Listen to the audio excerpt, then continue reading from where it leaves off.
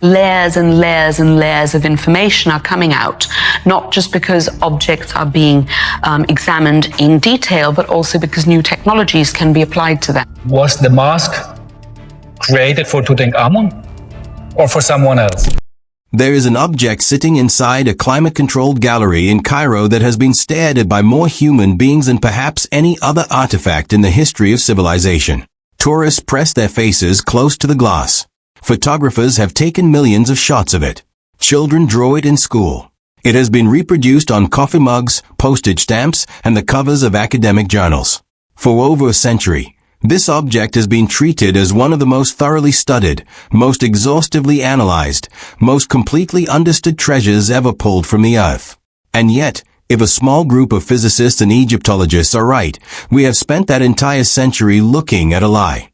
The Golden Death Mask of Tutankhamun, that gleaming, legendary face staring back at us from ancient Egypt, may not have been made for the boy king at all. And the chain of evidence pointing to that extraordinary conclusion didn't come from a new dig, a forgotten papyrus, or a lucky archaeological accident. It came from a scanner, a machine capable of reading the thermal memory embedded inside individual atoms of gold. A technology so new that, a decade ago, it existed only in theoretical physics papers. What that scanner found, during a quiet evening session in late 2024 after the museum had emptied of visitors, has sent quiet tremors through the world of Egyptology. Not everyone is ready to accept it. Not everyone wants to. But the data, as one researcher present that night later said to colleagues, does not care what we want. To understand why the findings from that scan matter so profoundly, you have to go back to the beginning. Back to November 1922, and one of the most electrifying moments in the history of human discovery. Howard Carter had been searching the Valley of the Kings for years, funded by the wealthy English aristocrat Lord Carnarvon, and running desperately low on both money and credibility. Most of his contemporaries were convinced the valley had given up everything it had to offer. Carter disagreed. He believed there was at least one royal tomb that had never been found, never been looted, never been touched since the age of the pharaohs. He kept digging. On the 4th of November, 1922, one of his workers uncovered a stone step. Then another. Then a sealed doorway bearing royal cartouches. Carter sent a telegram to Carnarvon in England. At last have made wonderful discovery in valley. A magnificent tomb, with seals intact. Recovered same for your arrival. When Carnarvon arrived and the doorway was finally breached, Carter made a small hole and held a candle through it. Carnarvon asked if he could see anything. Carter's answer entered history. Yes, wonderful things. What Carter found inside that sealed chamber was staggering by any measure. Gilded furniture, painted wooden statues, alabaster vessels, chariots, thrones covered in gold leaf and ivory, caskets of jewelry, and game boards, wine jars, and ritual objects numbering in the thousands. It took Carter and his team a decade to properly catalog everything.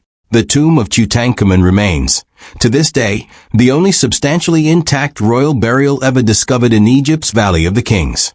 But the crown jewel of the entire discovery, the object that would ultimately define it in the public imagination, was found deeper still, sealed within a stone sarcophagus, nested inside 3 coffins stacked one inside the other. It was the burial mask, 22 pounds of solid gold, inlaid with lapis lazuli, carnelian, turquoise, and obsidian. The eyes crafted from quartz and obsidian, giving them an almost unsettling sense of presence, as though the face behind the glass is watching you back. To the ancient Egyptians, gold was not merely valuable. It was theologically significant. Gold was believed to be the literal flesh of the gods, imperishable and divine. A burial mask was not decorative. It was functional sacred technology, designed to allow the pharaoh's spirit to identify and return to its body during the perilous journey through the underworld. Lose the mask, and the soul of the king could wander in darkness forever. Inscribed on the back of Tutankhamun's mask was a protective spell drawn from the Book of the Dead, divine armor for the journey ahead. For the next 100 years, this mask was presented to the world as a supreme masterpiece.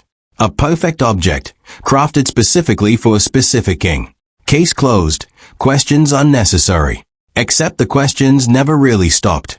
Almost from the moment serious scholarship turned its attention to the mask and the tomb's contents, peculiarities began to surface. Some were easy to explain away. Others were considerably harder to dismiss.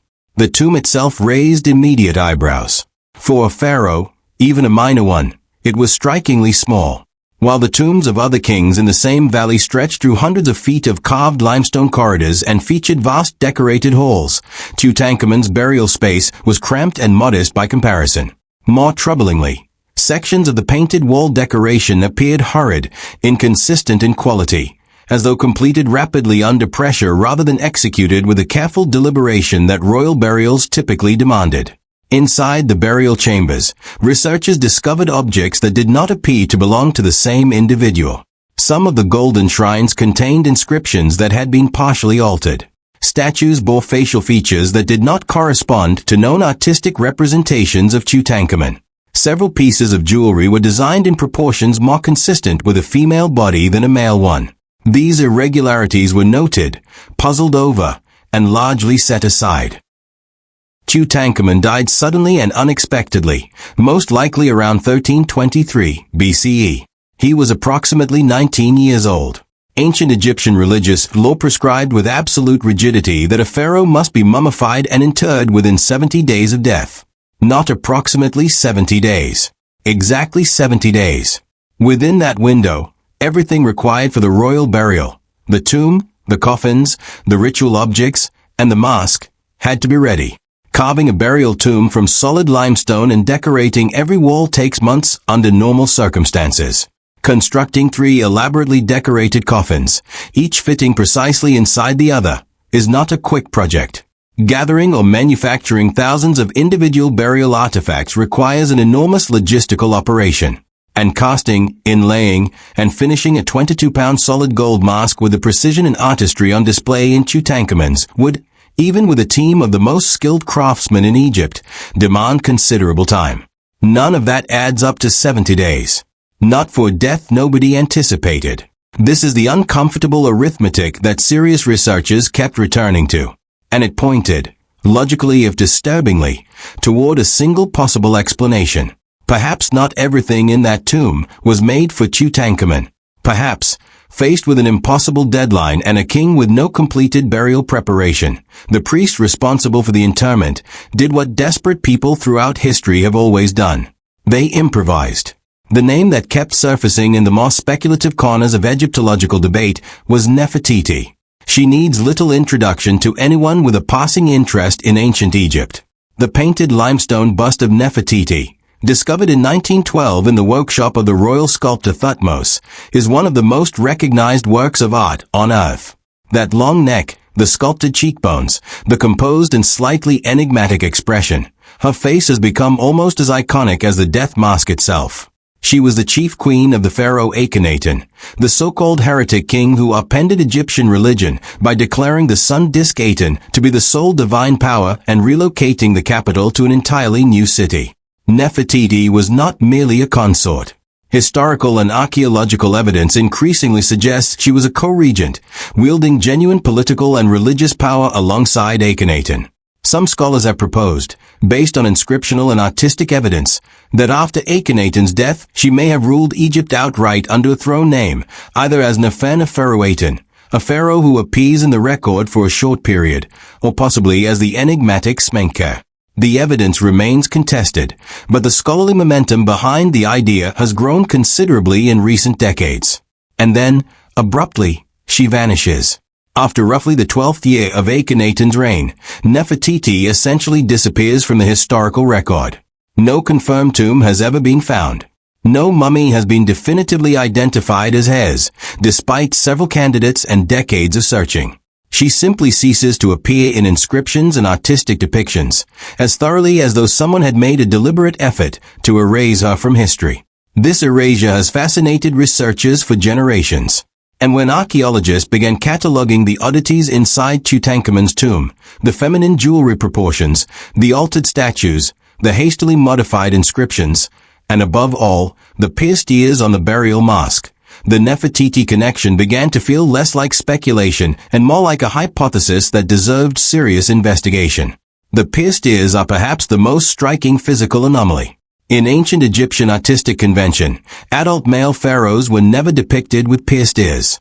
Ear piercing was associated with children and women. a sacred burial mask, whose entire theological purpose was to correctly identify the pharaoh's body to his returning soul, would not have been made with pierced ears if it had been intended for an adult male ruler from the beginning. The holes are there. They are real.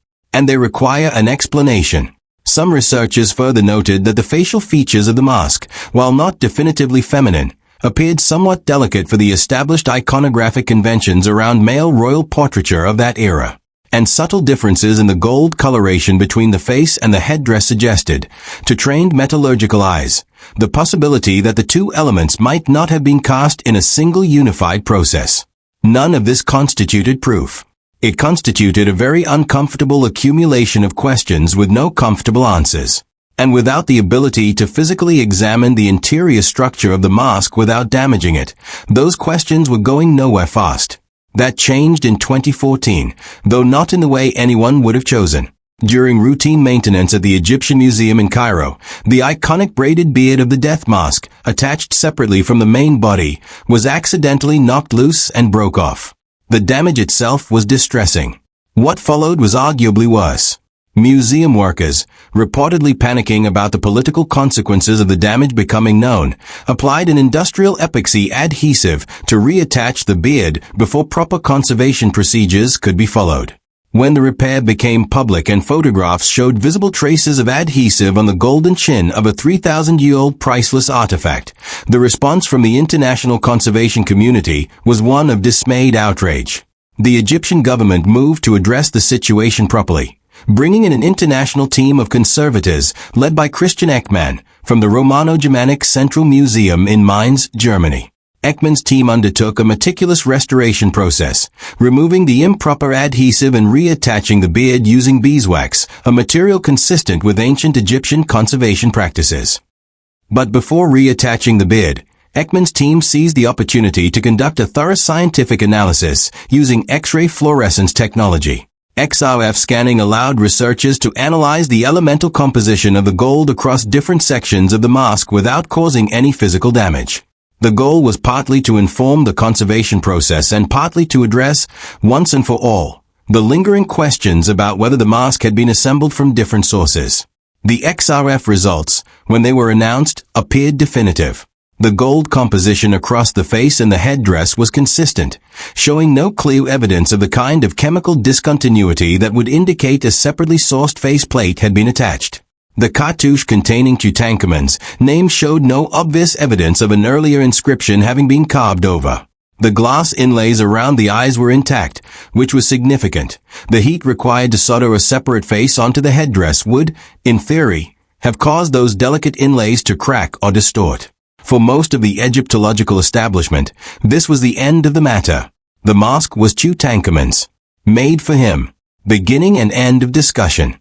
But a smaller group of material scientists were not satisfied. They pointed out a technical limitation in Ekman's methodology that was not a criticism of his work, but simply a consequence of what the technology could and could not detect. X-ray fluorescence is extraordinarily good at identifying elemental composition. It can tell you what a piece of gold is made of with great precision. What it cannot do is read the mechanical and thermal history of the metal. It cannot distinguish between gold that was poured and shaped once, and gold that was subsequently reheated, hammered, and reworked, especially if the craftsmen doing the reworking were using gold sourced from the same batch as the original. A master craftsman in ancient Egypt, plugging a pierced ear hole with gold from the same foundry, hammering and polishing it to invisible smoothness, that operation would leave no XRF signature at all. The same principle would apply to a face plate replaced and joined from behind, with no external seam, using material carefully matched to the original alloy. To see that kind of intervention, these scientists argued, you would need something entirely different. You would need a technology capable of reading the atomic-level physical history of the metal itself. By the early 2020s, a technology known as quantum resonance imaging had moved from theoretical physics into limited practical application, primarily in material science and industrial quality control. Its fundamental capability was unprecedented. By analyzing the quantum mechanical behavior of atomic structures within a material, it could detect microscopic variations in how those atoms had been physically stressed, heated,